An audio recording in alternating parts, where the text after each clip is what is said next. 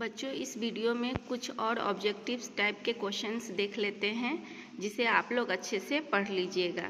चलिए हम लोग शुरू करते हैं। नेक्स्ट है, एंजाइम मूल रूप से क्या होता है? तो एंजाइम प्रोटीन होता है।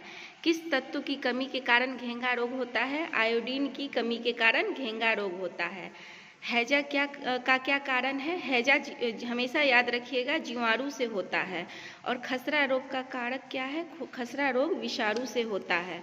फिर नेक्स्ट है, विटामिन शब्द किसने प्रतिपादित किया था? तो विटामिन शब्द फंक महोदय ने प्रतिपादित किया था। फंक महोदय के द्वारा प्रतिपादित किया गया था।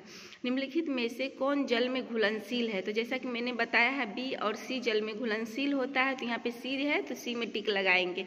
किसमें भरपूर लौह तत्व पाया जाता है? हरी सब्जियों में अधिक मात्रा में लौह तत्व पाया जाता है। रासायनिक रूप से एंजाइम है। रासायनिक रूप से एंजाइम क्या है? प्रोटीन है। स्थूल पोषक तत्वों के उदाहरण है। स्थूल यानी कि बृहद रूप में हम जो पोषक तत्व लेते हैं उसे कहते हैं। तो प्रोटीन, वसा, कार्बोहाइड्रेट, ये तीनों हम अधिक मात्रा में लेते हैं तो उपरोक्त सभी होगा। नेक्स्ट है, प्रोटीन बने होते हैं। प्रोटीन किससे बने होते हैं? अमीनो एसिड से बने होते हैं। सूक्ष्म पोषक तत्व के उदाहरण है। सूक्ष्म पोषक तत्व क्या होता है? कैल्शियम होता है। टाइफाइड से शरीर का कौन सा अंग प्रभावित होता है? टाइफाइड से अमाशय प्रभावित होता है। क्या प्रभावित होता है? अमाशय।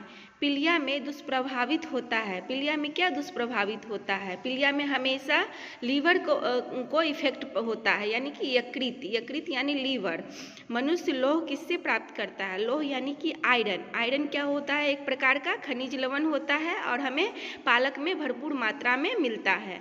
किसमें भरपूर लौह तत्व पाया जाता है? तो हरी सब्जियों में पाया जाता है, क्योंकि हरी सब्जियों में खनिज पदार्थ अधिक मात्रा में पाए जाते हैं तो लौह तत्व भी पाया जाता है हरे साग सब्जियों में खासकर ज़्यादा।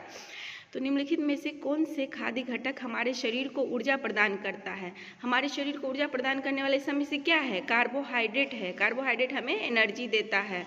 निम्नलिखित में से कौन से पोषक तत्व दूध में नहीं पाया जाता है? तो दूध में विटामिन सी का अभाव होता है, नहीं पाया जाता है। निम्नलिखित में से कौन सा खाद्य पदार्थ वनस्पति प्रोटीन का अच्छा स्रोत है? वनस्पति प्रोटीन हमें किससे मिलता है? तो सोयाबीन। जैसे कि क्या होता है, प्रोटीन दो तरह से हमें मिलता है, एनिमल जगत से भी, मतलब एनिमल सोर्स से भी, और वनस्पति सोर्स से, प्लानेट सोर्स से भी मिलता है। तो प्लानेट सोर्स में क्या होता है? सोयाबीन में अधिक मात्रा में प्रोटीन पाया जाता है। इनमें से कौन सही उत्तर है? आपको सही इस तरह का भी क्वेश्चन आ सकता है। तो इसमें बोल रहा है सही मिलान क्या है? जैसे विटामिन डी, तो विटामिन डी के सामने रिकेट्स है, तो सही बात है, विटामिन डी की कमी से रिकेट्स होता है। विटामिन सी, तो विटामिन सी की कमी से क्या होता है? रतौंधी तो नहीं होता है, स्कर्वी होता है। तो इसमें देखिए यहाँ उल्टा लगाया है, बाकी एक ही सही है, तो ये सही होगा। विटामिन डी की कमी से रिकेट्स होता है, विटामिन सी की कमी से यहाँ पे स्कर्वी होना चाहिए था, और विटामिन ए की कमी से भी नहीं होता है, जबकि रतौंधी होता है। तो बाकी सब गलत लगाया है, ये सही है, तो आपको इसको टिक लगाना होगा, क्योंकि पूछ रहा सही का चयन कीजिए। तो सही यही है, विटामिन डी की कमी से रिकेट्स होता है।